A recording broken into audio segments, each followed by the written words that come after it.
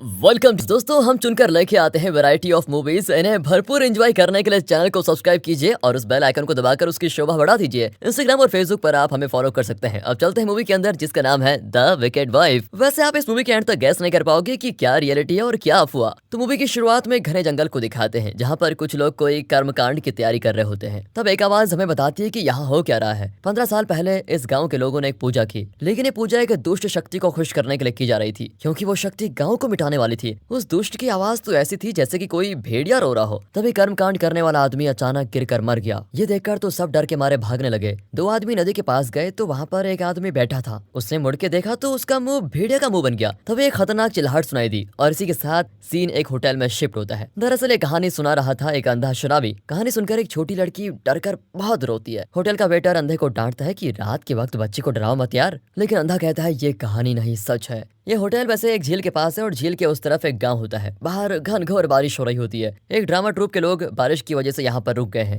इनके अलावा एक औरत अपनी बेटी के साथ यहाँ पर बैठी है। अंधा आदमी अपनी कहानी को सच साबित करना चाहता है। तभी कुछ पुलिस वाले होटल के अंदर आते हैं। उन्होंने इस जंगल में छुपे हुए एक खतरनाक खूनी को अरेस्ट कर लिया है और जब तक पुलिस इस कैदी को होटल में रखेगी तब तक यहाँ से कोई बाहर नहीं जाएगा। तब होटल का एक आदमी दूसरे को बताता है कि इसका नाम ली है। मैंने सुना है ये एक हंटर है और जादू टोना भी करता है, बच्चों को तो जिंदा चबा जाता है। और तब ली उस बच्ची को देखता है तो वो बहुत डरी भी होती है। इंस्पेक्टर और एसआई को छोड़कर बाकी पुलिस वाले सिक्योरिटी के लिए बाहर खड़े हो जाते हैं। इंस्पेक्टर सभी को डरा देता है कि खूनी की मदद करने की कोशिश की तो सभी को उड़ा दूंगा। सभी घबरा जाते हैं कि बारिश से बचकर इस खड़ूस इंस्पेक्टर के पास कहाँ फंस गए। दूसरी ओर अंधा फिर से भूत है की रट लगाए रहता है। तभी ड्रामा ट्रूप का आदमी कहता है कि हम गाँव में नाटक करने आए हैं। दूसरा आदमी उस औरत से पूछता है कि क्या आप भी उसी गाँव की हैं? अरे उस गाँव का नाम मत लो, बहुत खतरनाक जगह है। इस तरह अंधा फिर से रट लगाता है। तब ड्रामा ट्रूप वाला कहता है कि अंधे आदमी की बात कुछ हद तक सच है। वहाँ कोई आदमी भेड़िया नहीं बना, लेकिन वहाँ चैंग नाम का आदमी रहता था और उसने एक चुड़ैल से शादी की थी। यहीं पर मूवी का टाइटल द विकेड वाइफ डाल के कहानी आगे बढ़ती है। अब ड्रामा ट्रूप वाले की कहानी के अनुसार 15 साल पहले की बात दिखाई जाती है। यह है चैंग। यह घर की चीजें बेचकर जुआ खेलता है और कई बार हार भी जाता है। उस एरिया का डॉन जिसने उसे बहुत पैसे उधार दिए थे, वो उसकी अब जान लेने पे उतर आता है। फिर अपनी जान को बचाने के लिए चैंग कहता है प्लीज मुझे छोड़ दो, 2 दिन में आपके पैसे दे दूंगा। डॉन हंसकर कहता है कि पैसे नहीं आए तो तुम्हारी सारी उंगलियां काट दूंगा। तभी हुआन नाम का एक आदमी वहां पर आता है। डॉन का असिस्टेंट बताता है कि हुआन ने अपना उधार चुका लिया है और आजकल वो जरा माला माल हो गया।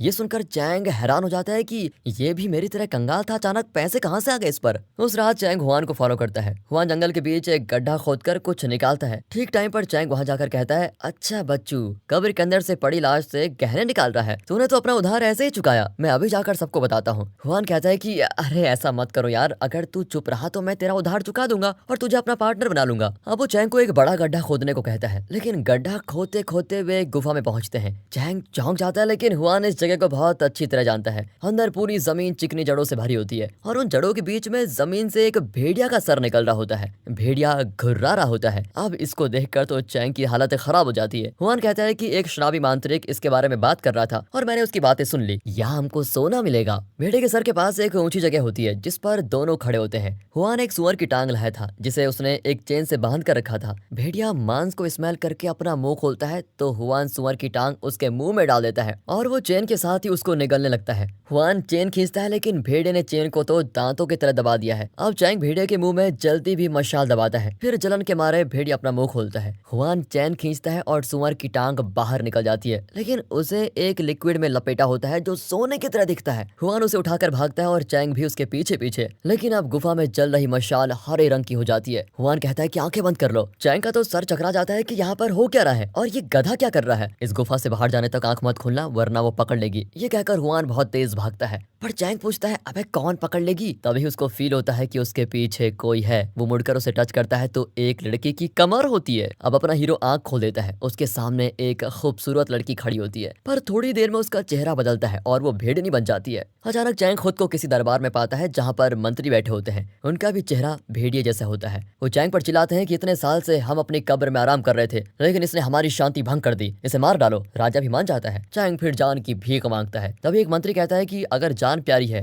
तो तुम्हें भेड़िए कुल की एक लड़की से शादी करनी पड़ेगी। चैंग को तो मानना ही पड़ता है, बेचारा क्या करता, और वो उस भेड़नी को ब्याह कर गाँव में लेके आता है, पर उसके चेहरे पे दुख छाया होता है। उस वक्त इस ड्रामा ट्रूप का आदमी भी वहाँ मौजूद था जो इस वक्त होटल में कहानी सुना रहा है। गाँव वालों ने उसे बताया था कि चैंग ने एक चुड़ैल से शादी की थी। अब अंधा खुश हो जाता है कि उसकी कहानी थोड़ी तो सच निकले। तब ड्रामा ट्रूप का एक्टर पूछता है कि हुआन को उस जगह के बारे में किसने बताया होगा, और तब ली बड़बड़ाता है कि मैंने तो ऐसा बिल्कुल भी नहीं कहा था, मैंने कुछ और ही कहा था। और अब तक अंधा आदमी और ड्रामा ट्रूप का आदमी अपने अपने वर्जन को सुना चुका है, पर अब ली अपना वर्जन बताता है। शायद इसी की बात से कुछ सच का पता चले। 15 साल पहले एक मांत्रिक अपने गुरु के साथ उस भेड़िए गांव की ओर जा रहे थे, लेकिन उस वक्त गांव में कोई नहीं था, सिर्फ एक छोटा होटल और एक घर था। मांत्रिक और उसका गुरु होटल के पास जाते हैं। गुरु को किसी बुरी शक्ति का एहसास होता है और वे भेड़ बकरियों को देखने लग जाते हैं। फिर वे अंदर जाते हैं तो वहाँ कुछ लोग होते हैं जो गुरु का स्वागत करते हैं। होटल का मालिक एक बड़े प्लेट में पूरा भेड़ पका कर लाता है। ये और कोई नहीं, चैंग है। उसका चेहरा एक नॉर्मल इंसान जैसा नहीं होता, एकदम पीला पड़ा होता है। तभी एक बुजुर्ग कहता है कि हम इतने बड़े भेड़ के पैसे नहीं दे पाएंगे। चैंग कहता है कि आप सिर्फ इसे पकाने का दाम दीजिए, मुझे और कुछ नहीं चाहिए। ये सुनकर सभी बड़े खुश होते हैं। चैंग उनको एक खास तरह का दूध भी सर्व करता है। तब गुरु पूछते हैं कि गाँव वाले कहाँ गए। चैंग बताता है कि एक बुरी बीमारी फैली है और सभी दूर दराज के गाँव में जाकर बस गए, लेकिन मैं, मेरी पत्नी और मेरा बेटा यहीं रुक गए हैं क्योंकि हमारा कोई नहीं है। अब सभी जी भर के खाते हैं, लेकिन गुरु खाने को हाथ नहीं लगाते और ना ही मांत्रिक को खाने देते हैं। दोनों उठकर बाहर चले जाते हैं। मांत्रिक पूछता है कि गुरुजी, मुझे बहुत भूख लगी है और आप मुझे खाना खाने क्यों नहीं दे रहे हैं। गुरु कहते हैं कि तुम अपना मांत्रिक कवच पहनकर देखो, सब कुछ पता चल जाएगा। मांत्रिक खिड़की से होटल के अंदर देखता है, सब नॉर्मल लगता है, लेकिन जैसे ही वो कवच पहनकर देखता है तो उसके हाथ पैर ठंडे पड़ जाते हैं। दरअसल वे जो खा रहे हैं वे भेड़ नहीं बल्कि इंसान का मांस है। फिर वे बाहर बंधे हुए भेड़ बकरियों को देखता है, लेकिन वे भेड़ बकरियां नहीं बल्कि इंसान है जिन्हें बांध कर रखा हुआ है। गांव वाले इस जगह को छोड़कर नहीं गए बल्कि उन्हें भेड़ों की तरह यहाँ बांध कर रखा गया है। गुरु कहते हैं कि यहाँ पर एक दुष्ट शक्ति है और हमें गांव वालों को उससे बचाना है। वो कुछ मंत्र पढ़कर मांत्रिक को एक तलवार देते हैं। ऐसे खतरनाक डिमंस ज्यादा से ज्यादा इंसानों के हृदय को खाते हैं, जिससे उनकी शक्ति बहुत ज्यादा बढ़ जाती है।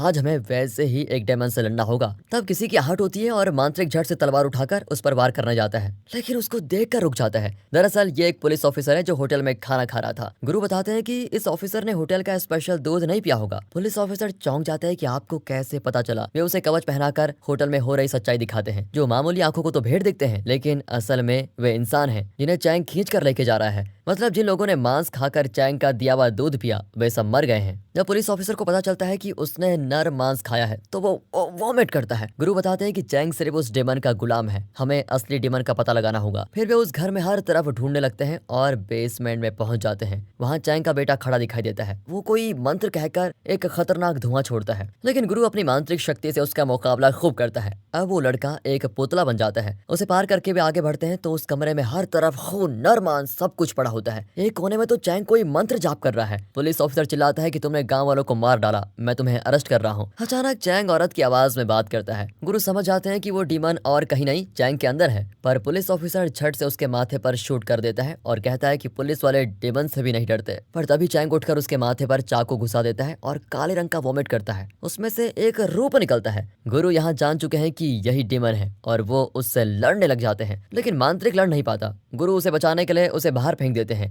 अब अंदर डीमन और गुरु के बीच घमासान लड़ाई होती है। कुछ देर के बाद एक ब्लास्ट की तरह आवाज आती है और गुरु बहुत बुरी हालत में बाहर आकर गिरते हैं। मांत्रिक अपने गुरु की हालत देखकर तड़प उठता है। गुरु कहते हैं कि उस डीमन के 5 स्किन्स हैं और मैं उनमें से 3 को पूरी तरह डैमेज कर पाया हूँ। हर स्किन को ठीक होने में 5 साल लग जाएंगे। फिलहाल तो डीमन बच के भाग गया, लेकिन 15 साल बाद वो फिर आएगा और उस वक्त तुम्हें उसके साथ लड़ना होगा। इसीलिए मेरे बताए हुए मंत्र और कर्मकांड का अच्छे से अभ्यास कर लेना। ये कहकर गुरु मांत्रिक की गोद में ही दम तोड़ देते हैं। ये मांत्रिक और कोई नहीं, यहाँ बैठा हुआ कैदी ली है जो इस वक्त कहानी सुना रहा है। वो चिल्लाता है कि 15 साल से मैं आज का इंतजार कर रहा हूँ। आज ही वो भेड़नी डीमन वापस आने वाली है। इंस्पेक्टर पूछता है कि हम तुम्हारी बात पर विश्वास क्यों करें। वो बताता है कि जब वो आएगी तो सिर्फ मैं उससे लड़ पाऊंगा। अचानक बिजली गिरती है और भेड़ियों की रोने जैसी आवाज आती है और एक मंत्र जाप सुनाई देता है। वहाँ एक स्टैचू होता है और उसी में से आवाज आती है। जो लोग इनकी बातों को कहानी समझ कर सुन रहे थे वे सभी घबराने लग जाते हैं। ली कहता है कि मेरी हथकड़ियां खोल दो, मुझे उससे लड़ना है। इंस्पेक्टर को अब ली पर विश्वास होने लगता है और वो हथकड़ी खोलने लग जाता है, लेकिन वहाँ बैठी औरत चिल्लाती है कि मत खोलो, वो झूठ बोल रहा है। ली कहता है कि इसकी बात मत सुनिए, यही है वो डीमन, यही है वो भेड़नी। अब पुलिस वाले उस औरत पर गन तान देते हैं तो वो औरत अपनी कहानी बताती है। हमारे गाँव में अकाल पड़ा हुआ था, हर तरफ भूखमरी थी, ना अनाज ना पानी, कुछ भी नहीं था। तभी गाँव के बड़ों ने कुछ मांत्रिकों को बुलाकर कर्मकांड करवाए ताकि गाँव में खुशहाली आ जाए। उनमें से एक था ये ली जिस चैंग की ये बात कर रहा है वो ना तो गरीब था और ना जुआरी,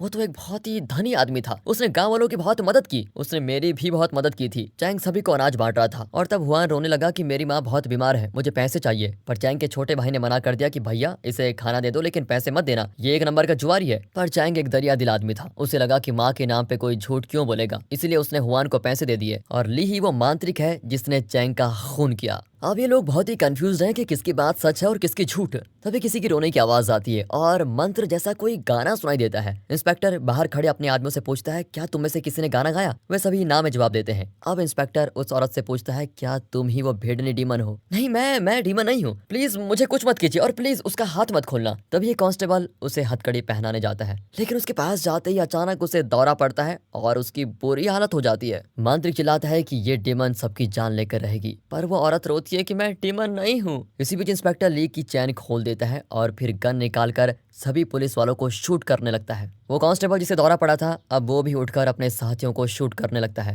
बाकी लोग तो चौंक कर उसे देखते रह जाते हैं। इस मोमेंट पर इंस्पेक्टर और ली मिलकर एसआई को डांटते हैं कि तुम्हें हमारा प्लान मान लेना चाहिए था। ये कहकर अब इंस्पेक्टर उस खतरनाक ट्विस्ट को रिवील करता है। कट करके फ्लैशबैक में दिखाते हैं कि इंस्पेक्टर और एसआई ली को पकड़ कर लेके जा रहे थे, तो वो एसआई को एक डील ऑफर करता है कि मुझे छोड़ दो, मैं तुम सबको मुंह मांगी रकम दूंगा। लेकिन एसआई भड़क जाता है क्योंकि ली ने जिन लोगों का खून किया था उनमें एसआई का परिवार भी था। पर इतने में इंस्पेक्टर आकर एसआई को दूर भेज देता है और खुद ली के साथ एक डील करता है, तुम हम सबको जितने पैसे देना चाहते हो वो पूरी रकम तुम मुझे दे दो, मैं तुम्हें आजाद कर दूंगा। इस प्लान के साथ ही वो ली को होटल लेके आया था। ली, इंस्पेक्टर और कांस्टेबल जिसने दौरा पड़ने की एक्टिंग की थी, ये तीनों मिले हुए थे और तीनों मिलकर होटल में रुके हुए सभी लोगों को मार डालते हैं। वे ड्रामा ट्रूप के लोग और उस औरत को भी खत्म कर देते हैं, सिर्फ अंधे आदमी और छोटी लड़की को नहीं मारते। अब ली अंधे आदमी के कान में कहता है कि वो भेड़नी डीमन आई और उसने सभी का खात्मा कर डाला। वो आदमी फिर वही घिसा पिटा टेप चला देता है कि मैंने तो सबको वार्न किया था पर कोई सुने तब ना। और तब रिवील होता है कि यहाँ पर कोई भूत वूत या डीमन नहीं है, ये सब ली की फैलाई हुई अफवाहें हैं। फिर ली उस औरत के पास जाता है जो मौत से लड़ रही है। वो औरत याद करती है कि असल में क्या हुआ था। चैंग इस गांव के लोगों को अनाज वगैरह देकर उनकी बहुत मदद कर रहा था, जरूरत पड़ने पर पैसे भी देता था। पर ऐसे अच्छे आदमी का शुक्रगुजार होने के बजाय गाँव वाले उसका फायदा उठाने लगे और एकदम आलसी बन गए। हुआ ने तो काम करना ही बंद कर दिया था और हमेशा जुआ खेलता था क्योंकि उसे अनाज पैसा वगैरह तो चैंग दे देता था। और यही है ली जो असल में जुआरी है और डॉन से इसी ने उधार लिया था। डॉन ली को धमकाता है कि 5 दिन के अंदर पैसे नहीं दिए तो मौत मिलेगी, मौत समझे।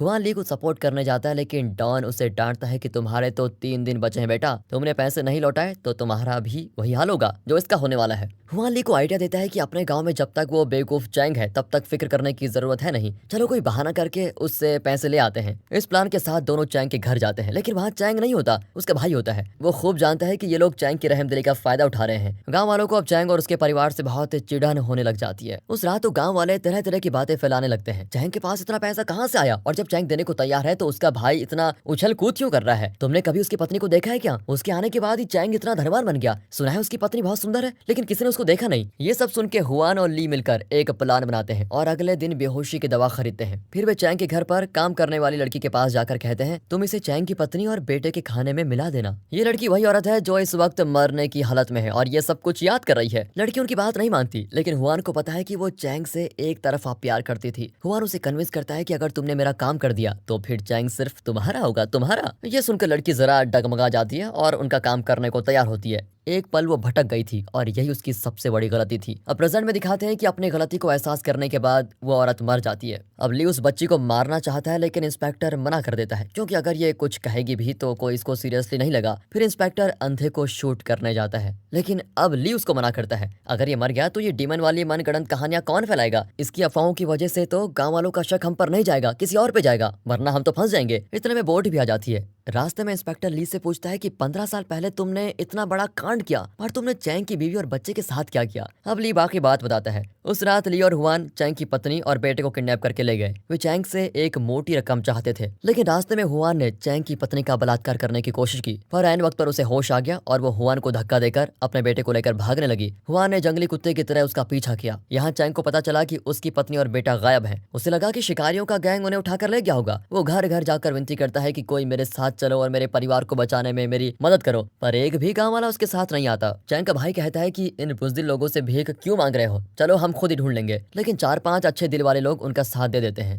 जंगल में वे अलग अलग दिशाओं में ढूंढने लग जाते हैं। यहाँ चैंग की पत्नी और बेटा भागते हुए गिर जाते हैं। अब हुआन उसका गला पकड़ लेता है। ली बहुत चिल्लाता है कि उसे मत मारो, हमें सिर्फ पैसों से मतलब है। चैंग की पत्नी चिल्लाती है और उसकी आवाज चैंग के भाई को सुनाई देती है। फिर वो आकर हुआन को पीटने लगता है, पर हुआन और ली मिलकर उसे ही पीट देते हैं। लेकिन इसी बीच चैंग की पत्नी मर जाती है। इनकी लड़ाई के बीच जंगल में पूजा हो रही होती है और यही मूवी की शुरुआत में दिखाया गया था। अब पूजा करने वाले लोग भेड़िया जैसी आवाज को सुनकर इधर उधर भागते हैं। उनमें से 2 आदमी ली और हुआन को चैंग की पत्नी का खून करते हुए और चैंग के भाई को मारते हुए देख लेते हैं। वे डर कर वहीं खड़े हो जाते हैं। तब हंटर्स का ग्रुप आता है। उनका सरदार हुआन के सर पर गन रख देता है, पर हुआन उसके साथ भी डीलिंग करता है कि तुम चैंग को मत बताओ, हम उसकी पत्नी की लाश छुपाकर चैंग से पैसे मांगेंगे। लेकिन सरदार चैंग की रहमदिली के बारे में खूब जानता है और वो इनका साथ देने से इनकार कर देता है। इतने में चैंग का बेटा हुआन का हाथ काट लेता है। फिर हुआन गुस्से में उसे उठाकर कहीं फेंक देता है और वो बच्चा भी मर जाता है। अब चैंग का भाई हुआन को पकड़ लेता है और उसे कूदकर खाई में गिर जाता है। अब बचा ली। वो सरदार से विनती करता है कि अब चैंग मुझे जिंदा नहीं छोड़ेगा, इसीलिए मुझे अपनी गैंग में ले लीजिए। लेकिन सरदार उसे बुज़दिल कहकर जाने लगता है। लेकिन ली सरदार की गन छीनकर एक आदमी को शूट करता है और कहता है मैं बुज़दिल नहीं हूँ। लेकिन सरदार अपने ग्रुप को लेकर चला जाता है। अब उन 2 आदमियों में से एक बचा हुआ है। ली उसे धमकाता है कि तुम गाँव वालों से यही कहोगे कि चैंग की पत्नी, उसके भाई, बेटे हुआन और इस आदमी को भेड़नी डीमन ने मारा है। अगर मेरा नाम लिया तो तेरे परिवार को खत्म कर दूंगा। और उसी आदमी ने पूरे गांव में ये अफवाह फैलाई है कि यहाँ भेड़नी डीमन है और वो सबकी जान ले रही है। उसी की सुनाई हुई कहानी को अंधा आदमी हर किसी को बता रहा होता है। दूसरी ओर ली सरदार को मारकर खुद शिकारियों का सरदार बन जाता है। ली से पूरी बात सुनकर इंस्पेक्टर उसकी खूब तारीफ करता है कि वाह प्लान हो तो ऐसा। पर ली कहता है कि मेरा प्लान तो फिर भी फ्लॉप हो सकता था, लेकिन आपके इस कांस्टेबल ने बाहर से जो भेड़िया की आवाज निकाली थी और डरावना गाना गाया था, उसकी तो भाई दाद देनी पड़ेगी। पर कांस्टेबल कहता है कि मैंने तो ऐसा कुछ भी नहीं किया। अब ली और इंस्पेक्टर एकदम शॉक होते हैं और तभी वही गाना सुनाई देता है और वो भी इसी बोर्ड से आ रहा है। वे मुड़कर माझी को देखते हैं तो वह अपनी टोपी हटाता है। ये है चैंग का भाई जो मरा नहीं। वो 15 साल से ली को ढूंढ रहा था और आज वो उसके हाथ लग गया। इंस्पेक्टर और कांस्टेबल ने ली को बचाया था, इसीलिए अब वो इन तीनों को खत्म करना चाहता है। होटल के बाहर भी यही डरावना गाना गा रहा था। उसने बोट में डायनामाइट सेट करके रखा था और इस वक्त उसे ब्लास्ट करवा देता है। बोट के सभी लोग मारे जाते हैं। अगले सीन में चैंग का भाई अपने गाँव में होता है। गाँव वाले मिलजुल कर रहते हैं और सभी बड़े खुश हैं। तभी उसको एक लड़की पकड़कर खींचती है। उसका भाई चैंग और उसकी पत्नी इन्हें देखकर स्माइल करते हैं। दरअसल ये सभी स्वर्ग में हैं और बहुत ही खुश हैं। और इसी के साथ ये मूवी यहाँ पर खत्म होती है। कहानी में सबसे इंपॉर्टेंट बात यह है कि छोटी से छोटी अफवाह बड़ी खतरनाक रूप ले सकती है। जैसा कि इस कहानी में किसी ने अंधे आदमी को भेड़नी और डीमन के बारे में बताया। दूसरी ओर जब ड्रामा ट्रूप वाला आदमी गाँव में आया था तो चैंग अपनी पत्नी और बेटे का अंतिम संस्कार करके आ रहा था, लेकिन किसी ने ड्रामा ट्रूप वाले को बताया कि उसने एक भेड़नी से शादी की। ली तो अपने हिस्से की अफवाह फैला ही रहा था। इस तरह हर कोई अपने मन से कोई कहानी बनाकर उसको सच से प्रकट करता है। इनकी अफवाह तो इतनी स्ट्रॉन्ग थी कि सच तो गुम हो गया। तो दोस्तों कैसी लगी आपको ये मूवी? अगर वीडियो अच्छी लगी हो, स्टोरी अच्छी लगी हो, एक्सप्लेनेशन अच्छा लगा हो तो ज्यादा ज्यादा शेयर करें, वीडियो को लाइक कीजिए और चैनल को सब्सक्राइब। मिलते हैं अगली वीडियो में, तब तक के लिए गुड बाय। अपना ख्याल रखें and finally thanks for watching.